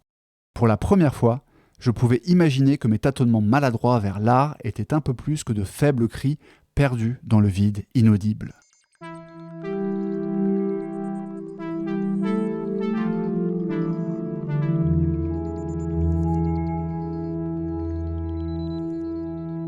Tout ça nous emmène, enfin, à la nouvelle The Tomb. Mais avant, quand même, il faut se poser la question, pourquoi est-ce que Lovecraft s'est remis à écrire de la fiction en 1917, après ces 9 années d'abstinence et de quasi-monomanie consacrée à la poésie? Déjà, je pense qu'à force de corriger les textes des autres, Lovecraft a eu, à certains moments, conscience de faire de la poésie médiocre, et il avait conscience de ses limitations. Est-ce qu'il ne s'est pas senti un moment en porte-à-faux, à force de corriger et d'encourager les œuvres des autres dans le département de la critique publique, et il s'est pas dit, ok, il faudrait aussi que moi j'apporte quelque chose d'autre à l'édifice, en fait, pour montrer que je sais mieux faire que les autres, ou pour montrer ce que je peux faire, en tout cas. Ce qui est sûr, c'est que le fait que The Alchemist ait été publié en 1916 dans The Vagrant, dont je n'ai pas précisé, mais qui était un journal amateur, il était par Paul W. Cook, qui sera un ami proche de Lovecraft pendant longtemps, et Cook qui a eu des mots très très favorables sur The Alchemist. Je pense que ça a évidemment donné la petite pichenette qu'il fallait à Lovecraft pour qu'il se dise, bon, finalement, cette histoire de fiction, entre ma relative incompétence poétique et les encouragements très marqués que je reçois pour ça, bon, à force de commenter les histoires des autres, et si je me remettais le pied à l'étrier et que j'y allais. Voilà, j'en sais pas plus en fait sur les causes profondes. Ce qu'on sait par contre, c'est qu'est-ce qui a donné à Lovecraft l'idée d'écrire The Tomb. C'est, paraît-il, la visite dans un cimetière où il a vu une tombe qui datait de 1711 et s'est dit, ah, si je pouvais discuter avec cette personne, et qu'est-ce que j'apprendrais sur cette époque? Ce qui témoigne d'un rapport au temps dont on va reparler parce que j'ai des choses à dire là-dessus. Alors Audrey, est-ce que tu veux nous résumer l'histoire, l'intrigue, le dénouement peut-être même de The Tomb? Jarvis Dudley. Alors déjà, est-ce qu'il s'appelle Dudley? Enfin, est-ce que du coup tu penses que celle dont il ne faut pas dire le nom a créé la famille Dudley en clin d'œil à cette nouvelle? Enfin, moi tout de suite j'ai vu Dudley, je me suis dit mais attends, Harry Potter... Alors non, parce que c'est un nom qui est assez courant et... En fait, J.K. Rowling s'est beaucoup inspirée de ses promenades justement dans des cimetières pour trouver des noms, notamment le cimetière où nous avons été à Londres tous les deux, cher Frédéric. C'est le cimetière qui l'a le plus inspiré pour trouver les noms des personnages de sa saga. D'accord, ok. Ouais, donc elle a copié Lovecraft, quoi. Voilà, elle le dit pas, mais... Jarvis Dudley nous prouve donc qu'il ne faut pas trop s'approcher des tombes et que donc j'avais raison. Biais de confirmation. Tout à fait. Non, plus sérieusement, c'est un monsieur qui se décrit comme souvent calomnié sur son intelligence. mis en retrait parce que trop pur et trop noble pour le petit peuple qui vit avec lui, ou qui nous explique quand même dans les premières lignes qu'il est à l'asile et qui justement va nous expliquer pourquoi il est arrivé jusque-là. Donc Gervase Dudley se promène dans la forêt, et par hasard, il va tomber sur un mausolée un petit peu étrange, qui va l'attirer irrésistiblement. Donc il va mettre 11 ans à s'engouffrer dans ce mausolée, et il n'aurait pas dû. Voilà, merci d'être venu, merci d'avoir écouté ce magnifique épisode de Lovecraft Therapy. Abonnez-vous. Donc, ouais. Non, bah clairement, ça va pas lui réussir. Ouais, effectivement. Il va y avoir des transformations physiques, psychiques, psychologiques. Physiques, elles sont purement comportementales. Hein. Son physique, son corps n'a pas l'air à alterner. Ouais, bah tu vois, peut-être dans ses tics ou quoi. Moi, j'ai compris aussi que tu vois, il allait avoir une physicalité différente. Oui, tout à fait. C'est pour ça que je dis comportement. Oui. Dans le sens où il parle de son bearing. C'est ça. Qui est donc son port, littéralement, la manière dont on se porte. Alors effectivement, tu l'as très bien relevé, le narrateur est non fiable, et c'est le début d'une grande tradition chez Lovecraft. On a quelque chose d'assez similaire dans Dagon. J'anticipe un peu l'épisode suivant. La différence étant que dans Dagon, on sait que le narrateur est accro à... Alors je sais plus si c'est l'opium ou la morphine, mais en gros, un dérivé d'opiacé. Et donc en fait, il n'est pas forcément fiable parce que c'est un toxicomane, mais il n'est pas interné. Donc là, c'est un petit peu différent. Surtout que là, ici, le narrateur est interné, mais il n'a pas l'air stressé en fait par son internement, alors que le narrateur de Dagon, il n'est pas interné, mais par contre, il est au bout du rouleau et au bout de sa vie. Néanmoins, c'est le début d'une grande tradition, avec l'introduction à la Lovecraft, où on a soit un narrateur qui est en prison, à l'asile, sur le point de mourir, sur le point de se suicider, dont on comprend clairement que sa santé mentale est atteinte, mais qui du coup soulève chez le lecteur la question de est-ce que ce que je vais lire est fiable en termes de témoignage. Et c'est un principe qui est à la fois astucieux pour jouer sur le côté fantastique, même si oui, je sais que la plupart des nouvelles de Lovecraft sont classées en science-fiction, pour d'évidentes raisons. Néanmoins, un des principes de base dans le fantastique littéraire, c'est quand même qu'on n'est pas censé être sûr que le surnaturel a eu lieu dans la nouvelle. D'ailleurs, c'est ici le cas, il y a une grosse ambiguïté dans le dénouement de The Tomb, mais même pour les prochaines nouvelles qui, en fait, seront science-fictionnelles, le fait de commencer avec un narrateur qui est fou, interné ou pas, mais qui est très clairement en mauvais point, ça permet d'entretenir cette ambiguïté jusqu'au bout de est-ce que ce qu'on va me raconter, c'est vrai, ou est-ce que c'est le fruit du délire du narrateur, et si oui, à quel moment il a pété les plombs, et à quel moment le récit s'écarte de la réalité dans la narration qui est faite des faits. Tu as souligné la ressemblance entre le caractère, le tempérament, en tout cas ce que dit le narrateur, du regard qu'on porte sur lui, voilà, les calomnies sur son intellect, etc. Cette ressemblance entre ce narrateur donc et Lovecraft. Il y a aussi le fait que on a presque la même phrase que dans l'alchimisme sur le fait qu'il ne peut pas travailler. Enfin là, c'est pas qu'il peut pas, c'est qu'il n'a pas besoin, parce que de sa... Il est suffisamment riche pour ne pas avoir besoin de travailler. C'est ça. Alors que dans l'alchimie, il n'a pas le droit, parce qu'il est noble, etc. Mais on a encore un protagoniste qui ne travaille pas. Alors, S.T. Joshi d'ailleurs justifie ça en disant que c'est une mécanique qui est nécessaire à l'intrigue, parce qu'évidemment, un protagoniste qui travaillerait ne pourrait pas passer des jours et des jours à aller passer la nuit dans la forêt. Il y aurait un problème, soit d'absentéisme au travail, soit il se ferait virer parce qu'il travaille mal, parce qu'il est trop fatigué, parce qu'il a mal dormi. Néanmoins, c'est quand même une énorme projection, vu que Lovecraft, je l'ai parlé pendant sa réclusion, ne travaillait pas, à part des petites rubriques journalistiques, dont j'ai pas du tout parlé d'ailleurs, mais c'est un petit détail. Hein. Il a repris quelques rubriques astronomiques payées, dans le laps de temps entre The Alchemist et The Tomb. Mais évidemment, ça reste quelqu'un qui avait cette aversion, en tout cas à l'écriture rémunérée, et qui était inadapté. Et en plus, non seulement il ne travaille pas, ça il peut le justifier par sa richesse, mais il nous rajoute aussi qu'il est d'un tempérament inadapté aux études formelles et aux amusements, aux récréations sociales. Donc, Lovecraft est en train de parler de Lovecraft dans cette nouvelle, quoi. Il y a un autre point commun entre le narrateur de The Tomb et le vrai Howard Philip Lovecraft, c'est son rapport aux créatures sylvestres, puisque je vous avais dit que quand il était enfant, Lovecraft croyait vraiment aux créatures de l'Antiquité, et notamment aux créatures sylvestres comme les Sylviades. C'est d'ailleurs assez amusant la manière dont c'est formulé dans The Tomb, puisque le narrateur nous dit « Je ne vivais pas seul, car nul créateur ne peut vivre seul, sauf à finir par fréquenter des choses qui ne sont pas ou qui ne sont plus. » Donc par hasard un fantôme, on va y venir. Et en même temps, il vous dit « Ah oui, je rencontrais les dryades dans mon vallon où je vais me promener, quoi. » Bon, bah, alors, les dryades, c'est pas censé exister. Donc le mec te dit si vous êtes seul, vous finissez par avoir des amis imaginaires, et après il te dit qu'il a un ami imaginaire, tout en te disant qu'il vit pas seul, mais parce que sa non-solitude repose sur ses amis imaginaires. Là encore, je sais pas à quel point d'ailleurs c'est quelque chose qui est maîtrisé là par Lovecraft, ou s'il fait le choix juste de faire un clin d'œil à sa propre enfance et à son goût pour la mythologie gréco-romaine, ou si il essaie de nous foreshadower le fait que le narrateur est décidément pas fiable du tout.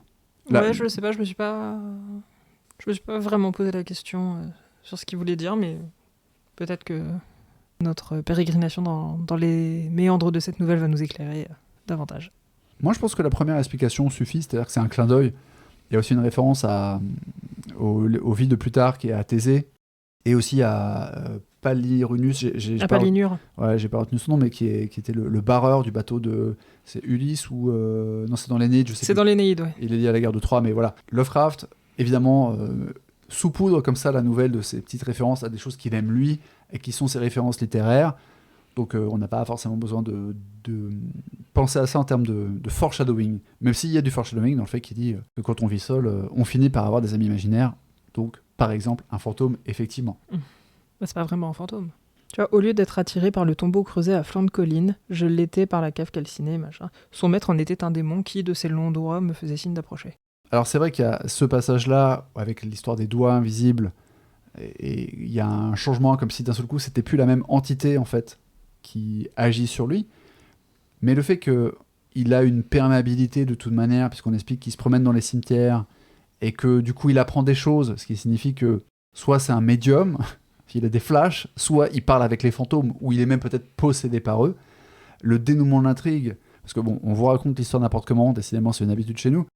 Donc, Gervase Dudley, il voit cette tombe, il est fasciné par elle, il n'arrive pas à rentrer dedans parce que la porte est fermée, bien qu'entrouverte, par un épais cadenas. Mais un jour, en lisant les vies de Plutarque, il découvre l'histoire de Thésée qui a son destin de héros inscrit sous une grosse pierre qu'il ne pourra bouger que quand il aura atteint son destin de héros. Bref, en gros, il y aura un moment, tu sauras quand ce sera le moment de savoir, etc. Donc il prend son mal en patience, il fait des recherches, il va se promener dans les cimetières, il apprend des choses étranges, et finalement, à 21 ans, il fait un rêve très particulier où il va dormir près de la tombe, il y retourne régulièrement, mais il va dormir près de la tombe, il fait un rêve, à l'issue de ce rêve, il rentre chez lui, il trouve une clé dans un coffre, et la clé, c'est la clé du cadenas qui verrouille la chaîne, qui garde la porte entrouverte du mausolée. Là, il y va, il découvre un tombeau vide, et il se met à dormir, un cercueil vide dans le mausolée, et il se met à dormir dans ce cercueil, et il fait des rêves, et là, son comportement commence à être modifié, et on comprend que soit il voyage dans le temps, dans ses rêves, soit il est possédé par le fantôme d'un membre de la famille Hyde, un clin d'œil à Dr. Jekyll et Mr. Hyde d'ailleurs. Et à la fin, on a donc cette soirée, puisqu'il arrive sur les lieux, puisqu'en fait le mausolée est donc à flanc de vallon, mais au sommet du vallon, il y avait la demeure des Hyde qui a brûlé dans un incendie suite à la foudre. Et en fait, il remonte sur le sommet du vallon, enfin le vallon c'est le creux, donc il monte sur le sommet de la petite colline à côté, là où se trouvait la maison, il y a une soirée, la foudre tombe, lui est détruit par la foudre, sauf qu'en fait non, il n'est pas détruit par la foudre, il se réveille avec les serviteurs de ses parents qui le tiennent parce qu'il s'agite comme un forcené, et en fait on comprend qu'il a été soit possédé par l'esprit de Gervase Hyde, puisque le dénouement c'est qu'à l'hôpital, son serviteur, dont on n'a jamais entendu parler un seul moment dans le bouquin par ailleurs, son serviteur arrive et lui dit « Ouais, j'ai forcé le caveau. » Oui, parce qu'en fait, le mausolée n'était pas ouvert, il n'y avait pas de clé. Il n'est jamais rentré dedans. Etc. Les serviteurs l'ont espionné et ont vu qu'il dormait près du mausolée, mais que il n'était jamais rentré dedans, il n'a jamais déverrouillé la chaîne ou quoi que ce soit. Et là, Hiram, son serviteur, lui apporte... dit qu'il a réussi à rentrer en cassant la chaîne et que cette fois, il a vu que sur le cercueil où le protagoniste croyait dormir, il y avait le prénom de Gervase. Donc il y avait un Gervase Hyde, en fait, qui était le fameux dernier descendant de cette famille, dont le corps n'était pas là parce qu'il avait été foudroyé pendant la soirée, foudroyé, brûlé, dispersé en poussière, éparpillé façon puzzle. Et en fait, si c'est Gervase, c'est que c'est le fantôme de ce... Enfin, tu vois, soit il est la réincarnation de Gervase, soit c'est juste un descendant et pas une réincarnation, mais c'est le fantôme de Gervase qui l'a possédé parce qu'il allait dormir près de la tombe, parce que le fantôme hantait la colline, les ruines, vu qu'il n'a pas eu de sépulture, etc. Tu as cette idée de... Un fantôme, c'est quoi ? C'est, en général, dans le folklore, en tout cas en Occident, c'est une âme décédée qui n'a pas eu de repos, qui n'arrive pas à aller au paradis, en enfer ou je sais pas quoi. Donc on pourrait penser que c'est le fantôme de Gervas Hyde qui se met à le posséder ou à le hanter. Enfin, le hanter à un moment où il s'identifie à lui, etc. quoi. C'est pour ça que le terme de démon, ou c'est peut-être une métaphore, ou c'est pour dire que l'ambiance a changé, qu'il se passe quelque chose, c'est pour faire jouer le crescendo. Mais je pense pas qu'il soit possédé par un démon, si ce n'est que ce démon, c'est en fait Gervas Hyde, dont on comprend qu'il avait des mœurs pas très catholiques, puisqu'il est question de blasphème et de festivités de bacchanal sans Dieu, etc. Oui, effectivement, j'ai peut-être juste pris la nouvelle de manière trop littérale, trop premier degré, dans ces différentes traductions. Et... Oui, peut-être. Peut-être. Donc on a pas mal d'éléments intéressants dans cette nouvelle. Alors déjà, moi j'ai beaucoup aimé cette nouvelle. Ok. Toi, tu l'as pas aimé ? Mais je l'ai pas aimé. Ok. Peut-être justement parce que je l'ai prise trop au premier degré. En fait, je trouve que là, il manque vraiment trop de choses. Ok. Le moment où... presque en fait, entre le moment où il rentre enfin dans le tombeau et que justement le fantôme, il y a la fête, tout ça, et la fin de la nouvelle, il y a 1 page et demie, même pas. Et je trouve que c'est un peu court et que vraiment c'est très rushé. Ouais. Genre on lui avait demandé de faire une rédaction en 500 mots, pas plus. Et moi je trouve qu'il manque vraiment beaucoup de choses en fait dans cette nouvelle pour qu'elle m'accroche. Qu'est-ce qui manquerait ? Je sais pas, plus d'éléments dans la fête, plus d'explications, plus de relations entre les personnages. Parce que ouais, comme tu le disais, son serviteur il débarque, merci d'être venu, mais on savait pas qu'il existait. Ses parents au final ils interviennent que très peu. Ouais. Enfin voilà, il les mentionne juste 1 ou 2 fois, alors que si ça fait vraiment autant de temps que ça, peut-être que ses parents sont intervenus plus de fois. Pourquoi avoir attendu tout ce temps pour aller le chercher, tu vois, je sais pas. J'ai l'impression qu'il manque vraiment beaucoup de choses et presque que c'est juste une V1 par relu. D'accord, carrément. Okay. Il y a des V1 par relu qui sont très bien, hein, mais là sur moi ça marche pas du tout. D'accord. Merci d'être venu. C'était ma dernière participation. Merci de m'avoir écouté. Ok, non mais c'est intéressant, effectivement, moi j'ai pas du tout eu ce ressenti-là, en fait, je suis d'accord avec toi pour le serviteur, hein. C'est très clairement une marque un peu d'amateurisme, sans jeu de mots, de la part de Lovecraft. On voit qu'il n'a pas encore atteint sa maturité, même si à l'époque où il écrit la nouvelle, il a quand même déjà 27 ans. Le fait que le serviteur n'ait pas été introduit au préalable, alors qu'il y a plein d'autres éléments qui sont bien gérés, en fait, qui sont quasiment des fusils de Tchekhov, en fait. Donc là, c'est vrai qu'on a un peu envie de dire, du coup... pourquoi n'avoir pas mentionné ce serviteur, surtout qu'il nous dit un serviteur envers qui j'avais gagné une tendresse. Tu vois, oui, c'est ça, mon fidèle serviteur. Voilà, donc il est tellement fidèle qu'on n'en a jamais entendu parler avant. Alors que par exemple, quand il dit les villageois matinaux qui assistèrent à mon retour, il pouvait, plutôt que les villageois dont on se fout, parce que c'est la seule fois où ils vont apparaître, peut-être que justement il pouvait parler de son serviteur et que son serviteur aurait pu être tout aussi étonné de le voir afficher des signes de profonde satisfaction, alors que j'étais connu pour être solitaire et tranquille. Vu que c'est son serviteur, il doit le savoir qu'il est tranquille. Et le voir arriver au petit matin, ça aurait peut-être dû... Attends, c'est marqué profonde satisfaction ? Ouais. Ah ouais, parce qu'en fait, dans la VO, il est question de, je vous le dis de mémoire, Rebold ou Revold Révélerie. C'est-à-dire qu'en fait, en gros, il a fait des festivités... des bacchanales, en fait, dépravés n'est pas le terme, mais en gros, on comprend qu'il a fait la fête toute la nuit et il est éclaté comme un étudiant qui rentre de soirée du BDE. Donc en fait, il n'est pas question vraiment de satisfaction, il est plutôt question que il est décoiffé, il a les yeux creusés, il est comme quelqu'un en état d'alcoolémie. D'ailleurs, quand il déclame la chanson à boire au petit déjeuner, il le déclare d'une voix licorice, donc d'une voix de liqueur. C'est-à-dire, alors on pourrait se dire, oui, c'est liquoreux dans le sens, il le dit d'un ton sucré ou mielleux. Non, c'est parce qu'il le dit en état d'ébriété, en fait. Et tu vois, donc dans l'autre traduction qui est plus ancienne, c'est pareil. Des villageois matinaux qui assistèrent à mon retour s'étonnèrent des signes de satisfaction évidente, de divertissement enjoué qu'ils constataient pour une fois chez un homme réputé sombre et solitaire. Et là, je trouve que la traduction, elle marche mieux. Alors, divertissement enjoué, oui, enfin, c'est... divertissement, là, est traduit révélerie, donc qu'on pourrait traduire par bacchanal ou festivité, mais ouais, ça marche.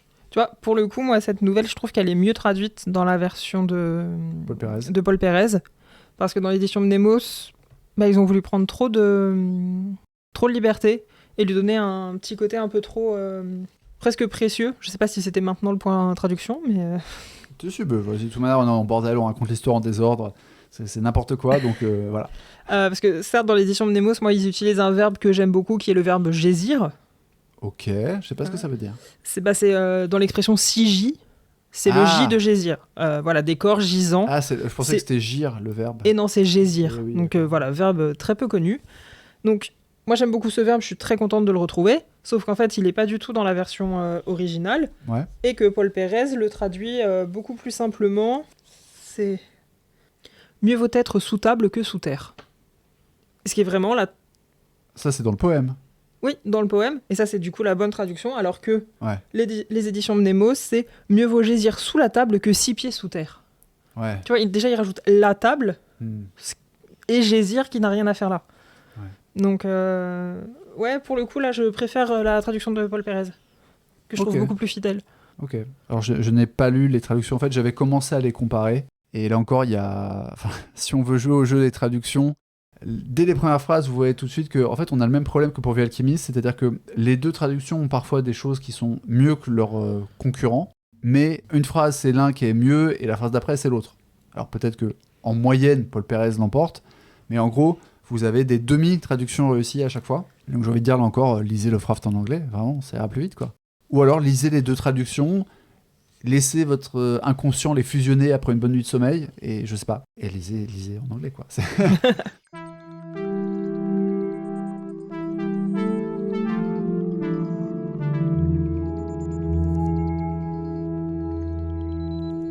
L'autre preuve, selon moi, du manque de maturité de Lovecraft en tant qu'auteur à ce moment-là, c'est le sous-texte qui est encore un peu chrétien, puisque finalement, alors déjà au départ, il est question de colère divine dans les rumeurs des villageois, d'accord, quand en fait Gervas, encore enfant, comprend et surtout mène l'enquête pour savoir à qui appartient la tombe, il découvre que c'est la fameuse famille des Hyde et qu'ils ont une mauvaise réputation et que les villageois chuchotent des choses au sujet d'une colère divine, mais surtout on le retrouve dans le climax de la nouvelle avec cette soirée où la maison finit foudroyée. On nous dit à quelques lignes d'intervalle, d'un côté il y avait la fête était blasphématoire, elle était sans Dieu, littéralement godless, et quelques lignes plus loin, donc on a la foudre qui frappe, et en gros c'est le châtiment divin, quoi. C'est dur de pas l'interpréter comme ça. C'est-à-dire ces gens, cette famille, ou en tout cas le dernier de la famille, Gervas Hyde, était un païen, peut-être est-ce qu'il pratiquait des trucs occultes, enfin, il n'y a pas de référence à des livres, des grimoires, etc. Mais c'est plus qu'il a l'air d'être dépeint comme un dépravé. Toujours est-il que l'arrivée de la foudre qui brûle tout, c'est un peu littéralement Dieu qui est pas content et qu'on voit un éclair. Et même si c'est pas explicité, c'est quand même très très très présent en forme de sous-texte. Et du coup, quand on connaît l'athéisme déjà parfaitement structuré de Lovecraft à l'époque, un athéisme qui remonte à presque 10 ans en arrière, c'est un peu étrange, et ça me paraît alors peut-être une manière de rendre encore hommage, en tout cas de ne pas arriver à se libérer du carcan du gothique classique qui comporte ce genre de sous-texte chrétien. Mais c'est vrai que je trouve ça, voilà, c'est un petit bémol pour moi qui montre qu'il n'est pas encore complètement mature. Par contre, moi j'ai beaucoup aimé la nouvelle, alors peut-être parce que c'est à cause du côté méta, c'est-à-dire que je vois tout ce que ça renvoie par rapport à l'œuvre, par rapport aux futures nouvelles, par rapport à la vie de Lovecraft, etc. Quoi. Tu dis que la fin est rushée, en fait, moi je trouve pas, c'est-à-dire qu'en fait, ça rejoint une des théories de Lovecraft qui vient de Poe, en fait, qu'il abordera dans son essai sur l'horreur surnaturelle dans la littérature, qui consiste à dire une nouvelle, c'est une ambiance, un protagoniste, une émotion, un setup, c'est-à-dire en fait, la nouvelle c'est monolithique. On cherche pas à varier les environnements.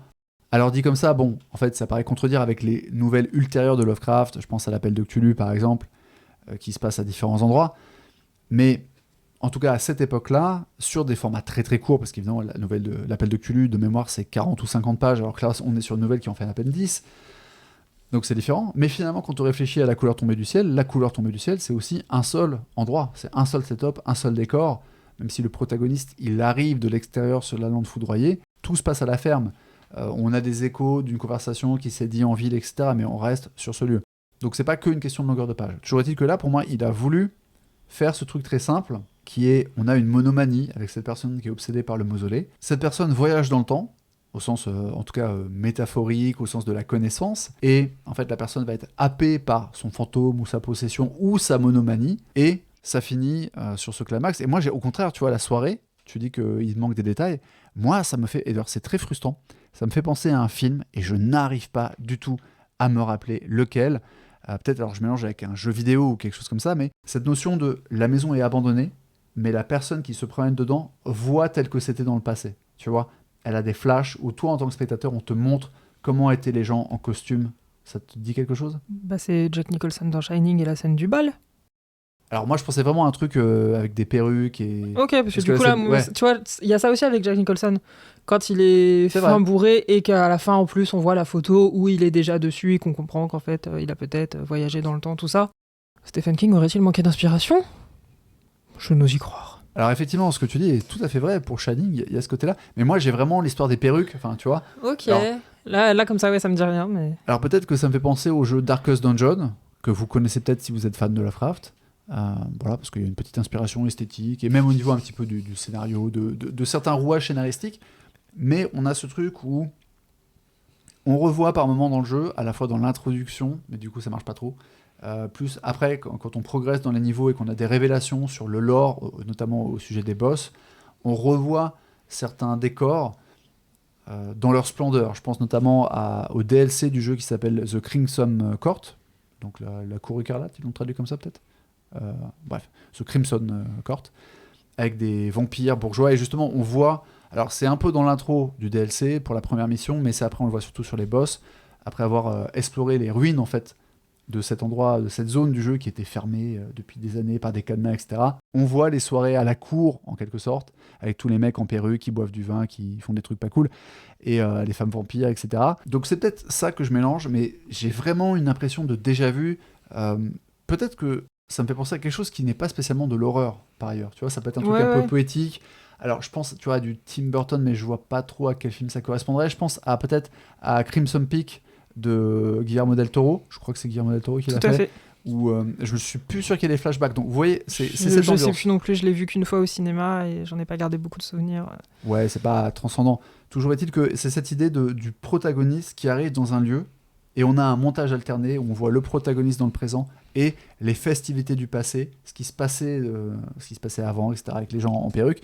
C'est peut-être un souvenir écran de ma part. Un souvenir écran, pardon, c'est un mot freudien. C'est peut-être un faux souvenir de ma part, mais vraiment cette scène de fête, elle me fait penser à ça. Et on a en plus le petit détail un peu glauque et macabre où le protagoniste dit « J'aurais mieux reconnu les gens de la soirée s'ils avaient le visage rabougri ou s'ils étaient à l'état de cadavre. » Enfin bon, comme si il avait aussi vu et interagi avec eux, avec leur squelette, leur corps, etc. Bref, on a cette ambiance macabre qui entoure tout le truc. Et je trouve justement que le côté court fonctionne très bien, c'est-à-dire chaque bloc fonctionne.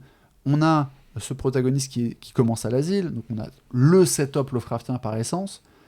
Ensuite, on a ce protagoniste qui nous explique, sous forme de flashback, sa jeunesse, son tempérament particulier, et là, on a la full projection de Lovecraft, donc évidemment, moi je trouve ça intéressant à un niveau méta, d'analyse du corpus, d'analyse de la vie de la personne, qui est un peu l'objet de ce podcast. On a ce mausolée dont la porte est entrouverte, c'est le petit détail qui tue, genre il y a une énorme chaîne, mais c'est entrouvert, c'est pas fermé. Bon, ce qui est un peu, on peut dire, ouais, de nos jours, on dirait c'est une grosse métaphore, c'est les gros sabots, elle est entrouverte parce que c'est l'appel, etc. Peut-être. Mais je trouve que c'est astucieux. Le fait qu'elle soit nichée dans la nature, ça va avec l'idée d'isolement, le fait que le personnage aime être seul, etc. Mais qu'il a vu des dryades. Et puis on a alors le détour par la mythologie pour expliquer que le protagoniste en fait décide de faire des recherches mais de ne plus forcer son obsession, mais qu'elle est quand même là en fond. Et le fait qu'après il aille d'abord dormir à côté, il n'arrive toujours pas à rentrer, et c'est un rêve qui lui met la clé. Et en fait la clé elle est dans un coffre qui est au grenier de sa demeure familiale. Et ça je trouve c'est plutôt bien écrit. Par exemple en termes de fusil de Tchekhov, c'est pas exactement un fusil de Tchekhov, c'est que en fait comme on nous a expliqué que le protagoniste, je vais appeler Gervas puisque c'est son prénom en fait, que Gervas Dudley découvre en fait qu'il a un lien familial avec la famille Hydes. Ça justifie que la clé soit dans sa demeure en fait. Tout à fait. Tu vois ? Oui, on est plus proche du Kairos que du fusil de Tchekhov. C'est quoi le Kairos ? Pour moi, c'est le dieu du temps, Kairos, dans je sais plus quelle mythologie. Alors je vais sans doute très mal expliquer, ne m'envoyez pas, je fais avec mes souvenirs de cours de lettres. Le Kairos en fait dans la mythologie grecque, c'est un élément qui te dit que tout est prédestiné. Qui rejoint d'ailleurs ce que dit Gervas au sujet de Thésée. C'est ça, que en fait, quels que soient les choix que va faire le héros, c'est pas des vrais choix puisque tout est déjà écrit.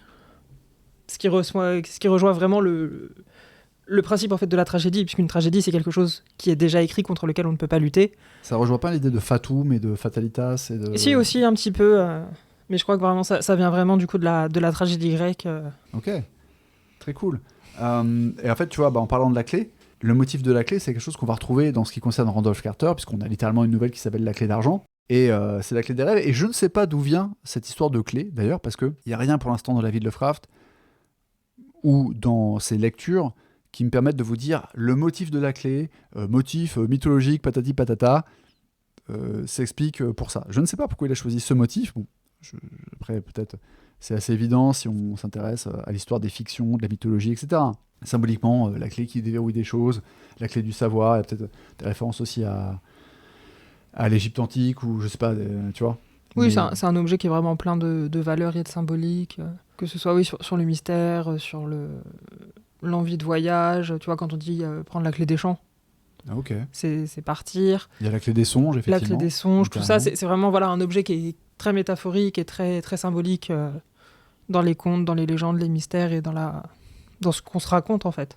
D'accord. Mais du coup, c'est intéressant de voir ce motif-là combiné à une nouvelle qui pose une ambiguïté, puisque finalement, à la fin, ce qui est, je trouve, assez intéressant, peut-être un peu maladroit aussi, parce qu'on a l'impression que Lovecraft n'arrive pas à trancher parce qu'il veut encore être dans la tradition du fantastique.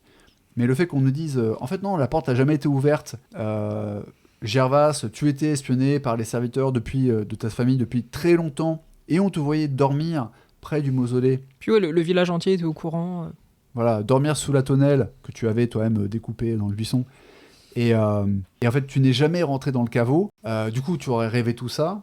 Du coup, la clé, à quoi elle sert? Enfin, tu rêves que tu vas trouver la clé. Donc, est-ce que tout ça, c'est en rêve, ou est-ce que tout le monde lui ment, par exemple, peut-être? Tu vois, ou est-ce que la magie fait que la clé a été... Parce qu'on n'imagine pas trop, en tout cas dans les codes Lovecraftiens, même à l'époque, on n'imagine pas trop que le fantôme ou les forces surnaturelles aient réparé, enfin, aient refermé le cadenas. En même temps, il ne l'a pas cassé, justement, il n'a pas forcé. Il a juste besoin de la clé pour déverrouiller. Donc, qu'est-ce que ça dit? Je ne sais pas trop. Et c'est peut-être un petit peu insatisfaisant comme fin. Ça, je peux le comprendre. Si c'est entièrement dans ses rêves, ça n'empêche pas que c'est le fruit de sa monomanie et de son obsession. Et le fait qu'il développe aussi la peur de la foudre, puisque c'est après son histoire de chanson à boire qu'à la même période, il va développer une phobie très marquée des orages et de la foudre. Et il dit qu'il se cache dans les coins les plus secrets de la demeure familiale dès qu'il y a de l'orage. Et justement, le Gervas Hyde est mort ce soir-là quand la foudre a frappé la maison. Donc c'est vraiment comme si, d'ailleurs, il y a un moment, il dit le corps que je possède maintenant. Donc il parle vraiment comme quelqu'un qui est possédé par le fantôme de Gervas, ou qui pense être Gervas, qui pense être Gervas Hyde, qui possède Gervas Dudley. Peut-être que tout ça, c'est dans la tête du narrateur, ce qui expliquerait pourquoi le cadenas est toujours fermé. Et tu vois, du coup, moi, peut-être ce qui m'a manqué, c'est juste une phrase à la fin qui nous montre qu'en fait, Hiram, il est lui aussi possédé. Tu vois, vu que c'est la seule personne qui le conforte dans ce qu'il pense avoir vécu, tu vois, peut-être qu'en fait, Hiram, c'était aussi le serviteur de Jarvis Hyde à l'époque, et qu'il a lui aussi réussi à passer à travers les générations. Tel Charles le sorcier dans L'Alchimiste. Exactement, et que c'est pour ça qu'il débarque à 2 paragraphes de la fin, alors qu'on ne l'a pas vu jusque-là. Je pense qu'en fait, Lovecraft, pour le coup, il lui manquait ce truc de twist final. Et d'ailleurs, dans mon souvenir, parce que j'ai lu la nouvelle une première fois il y a à peu près une semaine, j'ai passé beaucoup plus de temps à faire des recherches bibliographiques pour préparer l'épisode qu'à lire la nouvelle, vu qu'elle est assez courte, mais je l'ai relu ce matin. Et en fait, j'avais oublié qu'il lui rapportait juste une information en disant il y a le nom Gervas sur le cercueil. Je pensais qu'il lui ramenait la clé qui avait été perdue. Parce que, comme par hasard, quand Gervas se réveille avec les serviteurs qui le ceinturent en train de hurler parce qu'il a rêvé de la foudre et qu'il a rêvé qu'il était détruit par la foudre, etc. Dans l'échauffourée, la clé est perdue. Quel hasard. Mais en même temps, la foudre a frappé le sol au sommet de la colline et a déterré un coffre dans lequel on trouve un petit... un petit médaillon. Les petits médaillons, merci. Qu'on trouve avec, vous savez, une photo à l'intérieur. Et dedans, il y a le portrait de quelqu'un qui ressemble à Gervas comme 2 gouttes d'eau. Il dit, c'est comme si je me regardais dans le miroir. On comprend que c'est Gervas Hyde et que Gervas Dudley, comme par hasard, comme dans n'importe quel film thriller supernaturel avec une histoire de réincarnation, il a exactement le même visage que son ancêtre. Et en fait, ça fait un peu Deus Ex Machina aussi, le fait que la foudre ait déterré ce coffre, et qu'en plus, ça a cassé les chaînes qui empêchaient ça a déterré le coffre. cassé les chaînes, mais pas détruit le médaillon à l'intérieur. Enfin, c'est vraiment... Oui, voilà, puis si on n'avait vraiment pas compris, sur le médaillon, enfin sur la photo, on voit les initiales du monsieur qui sont bien JH. Ouais, on avait compris. Donc là encore, c'est encore un peu un manque de maturité, mais je trouve que l'ambiance globale, cette obsession, le fait, en fait, même le setup en lui-même me plaît. C'est-à-dire, moi, j'aime beaucoup me promener dans la nature, dans la forêt, etc. Et je conçois totalement l'idée du personnage qui n'aime pas trop la compagnie de ses semblables et qui se sent plus attiré par les milieux non humains en forêt, dans les champs, etc. Qui trouve un mausolée qui le fascine. Alors, après, le fait qu'il aille dormir là-bas, etc., c'est un peu... Il y a peut-être une espèce de parallèle avec le vampirisme, quoi. Finalement, on a l'impression que le mec vit la nuit, etc.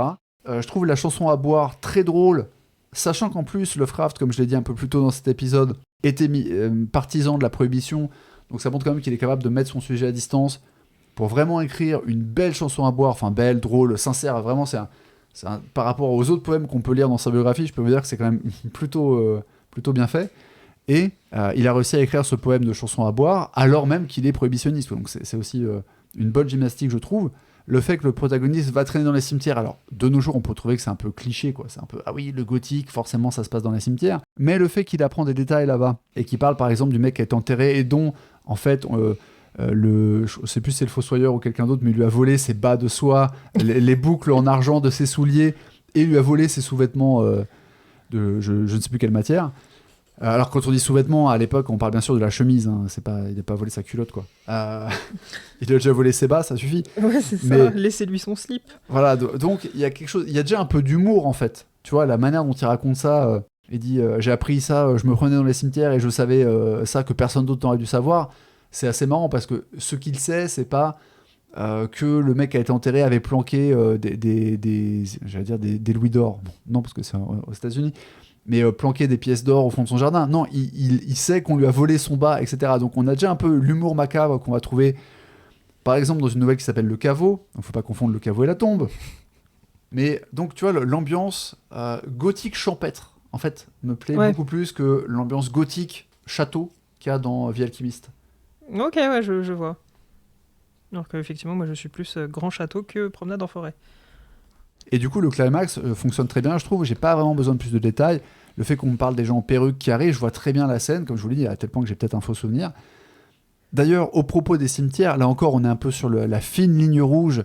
Lovecraft est sur le fil du bon goût et du mauvais goût, puisque c'est quand même assez marrant qu'on dise, au départ de la nouvelle, Gervas nous dit « Oui, en gros, j'avais interdiction de me promener dans les cimetières à cause de mon tempérament. » Alors, c'est du foreshadowing, mais on ne sait pas exactement quel foreshadowing. Est-ce que c'est parce qu'il est hautement suggestionnable et que du coup, s'il va dans les cimetières, il va s'imaginer des choses et ses parents le savent.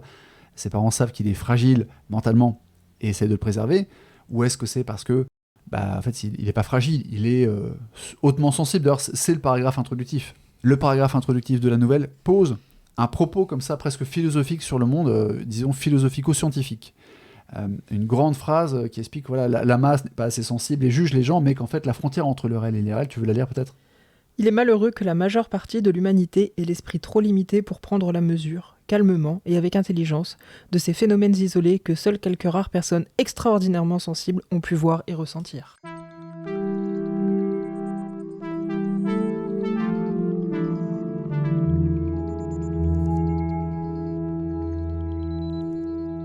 Trois derniers points d'intérêt, en plus de tous ceux qu'on a déjà évoqués. Le premier, c'est encore une fois cette obsession Lovecraftienne pour l'indicible, ou alors ce ressort narratif consistant à ne pas dire les choses et à expliquer qu'il ne peut pas dire les choses. Par exemple, je pensais des pensées dont je ne peux pas discuter ici, et je conversais avec des choses que je ne peux pas nommer. Voilà, et c'est juste un exemple, hein. Mais il y en a plein tout au long de la nouvelle. En 8 pages, ça doit arriver 6 ou 7 fois déjà qu'il y ait ce genre d'occurrence. Ouais, c'est ça, c'est un peu le ta gueule, c'est magique. Je sais pas l'expliquer, donc non, je peux pas dire ce que c'était, voilà. Et en même temps, c'est ce qui fait aussi la magie de Lovecraft, même si on peut dire que c'est beaucoup le mythe de Cthulhu, etc. Oui, je dis Cthulhu, vous inquiétez pas, des fois je dirais Cthulhu. On parlera de comment prononcer Cthulhu un jour. Mais voilà, il n'y a pas que cette notion d'indicible qui a fait la qualité des futures œuvres de Lovecraft, mais ça joue beaucoup, et même si des fois il en abuse un peu de façon maladroite, c'est aussi pour ça qu'il y a souvent ces personnages qui s'évanouissent, ceux qui combinent à la fois un ressort pour ne pas raconter puisqu'ils n'ont pas vu parce qu'ils étaient évanouis, et un clin d'œil à sa propre constitution fragile, Bref, mais voilà, c'est effectivement parfois un petit peu une sorte de pas de Deus Ex Machina, mais en tout cas de facilité narrative, mais c'est aussi quelque chose qui va justement beaucoup revenir et qui sera raffiné dans les futures œuvres de Lovecraft. On a aussi un autre élément récurrent de toute l'œuvre Lovecraftienne, c'est l'obsession généalogique, puisque là, finalement, le protagoniste aurait pu ne pas être lié à la famille Hyde, il aurait pu juste découvrir la tombe, de par son tempérament, être fasciné par elle, etc., et finir possédé ou hanté. Alors, encore, on ne sait pas exactement qu'est-ce qui se passe, mais ça aurait pu fonctionner même si le protagoniste n'était pas lié. Alors, évidemment, c'est un clin d'œil, là encore, aux fondamentaux du gothique dont on a parlé dans le précédent épisode, puisqu'il y a cette idée de retour du passé, voire de retour du refoulé, de lien avec les crimes familiaux, etc. Mais c'est aussi quelque chose qui va être lié, en fait, qui se combine déjà maintenant au racialisme de Lovecraft, puisque après tout, il était obsédé lui-même à titre personnel par sa généalogie, parce que ça constituait notamment, enfin, c'était un peu, oui, ça constituait une assise, un soubassement, j'ai plus le terme, une fondation de sa vision racialiste, puisque lui-même pouvait s'enorgueillir de venir d'Angleterre et d'être un pur descendant puritain de Nouvelle-Angleterre. Alors que bon, en fait, il avait des origines notamment irlandaises, je crois, et galloises, si je dis pas de bêtises. Bon, je sais plus si c'est la branche paternelle ou maternelle. On va pas rentrer sur qu'est-ce que ça veut dire être d'origine anglaise en 1890. Bon, mais voilà. Toujours est-il que c'est pour ça aussi qu'il y a ce truc récurrent chez beaucoup de personnages. Mais c'est vrai que finalement, c'est là encore peut-être une combinaison, la combinaison de son goût pour Poe et de l'héritage gothique avec la combinaison de ses obsessions personnelles. Et le dernier point, c'est le rapport de Lovecraft au temps. On a expliqué, pour introduire la nouvelle, qu'il avait eu l'idée de The Tomb en se promenant dans un cimetière et en voyant une tombe qui datait de 1711, mais en vérité, l'obsession de Lovecraft envers le temps remonte beaucoup plus loin dans le temps, puisque en 1896, en 86 il n'était pas né, en 1896, alors âgé de 6 ans, il était en déplacement, je crois que c'était dans le Massachusetts avec sa famille, pour rendre visite à un quelconque membre de la famille, et il est amené à rencontrer, je ne sais plus exactement comment, une centenaire, donc une dame née en 1796, et il dit « Madame Wood était née en 1796 et pouvait marcher et parler lorsque le général Washington rendit son dernier souffle. Et maintenant, en 1896, je conversais avec elle, avec quelqu'un qui avait parlé à des gens portant des perruques et des tricornes, et qui avait étudié dans des manuels scolaires avec le S long. Aussi jeune que j'étais, cette idée me donna un formidable sentiment de victoire cosmique sur le temps. » Ah, il est fort quand même. Il est fort, précieux déjà, un petit peu maniéré dans sa manière d'écrire. Il combine...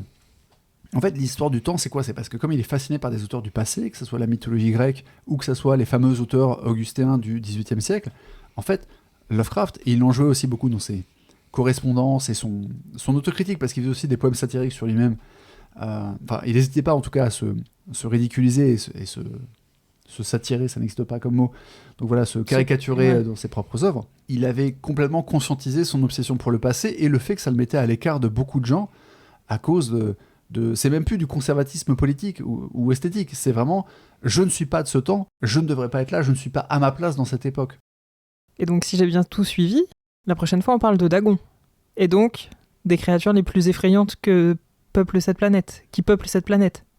Tout à fait, on va pouvoir vous introduire à la notion de thalassophobie pour le prochain épisode 4 de Lovecraft Therapy, qui sera consacré à la nouvelle Dagon, une nouvelle fondatrice, à peu près aussi fondatrice que The Tomb d'ailleurs, hein, puisque The Tomb préfigure quand même des nouvelles comme dans l'Abîme du Temps. Enfin voilà, le rapport au temps de Lovecraft reviendra. Dagon, c'est plus le rapport à la fois aux choses qui vivent sous l'eau, aux civilisations antédiluviennes et à l'insignificance cosmique de l'humanité. Et ça fait vachement plaisir. Non, ça fait peur. Entité cosmique ou simple mortel, merci d'avoir écouté cet épisode. J'espère que ça vous a plu. Vos remarques sont les bienvenues. Par mail, par exemple, lovecrafttherapypodcast@gmail.com ou sur Twitter. Voilà, Instagram, franchement, je suis pas très actif là-dessus. Ça me fait chier de prendre des photos, des trucs pour... je trouve ça assez vain, Instagram, comme système. Mais je suis sur Twitter et Blue Sky.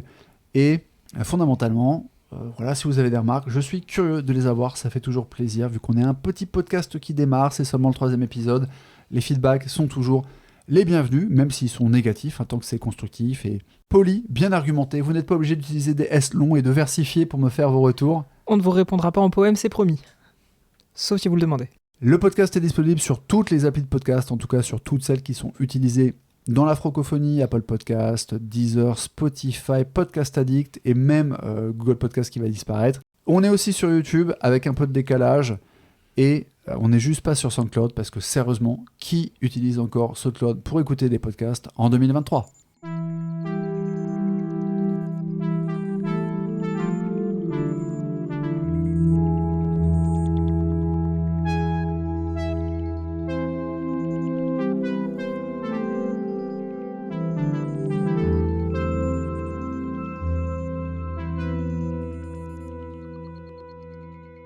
Il disait croire réellement aux créatures sylviades. C'est comme ça qu'on dit ? Non, Sylvain, aux créatures sylvestres, pardon. Oh là là. Je l'ai même marqué, ne pas faire de blagues. Trop tard.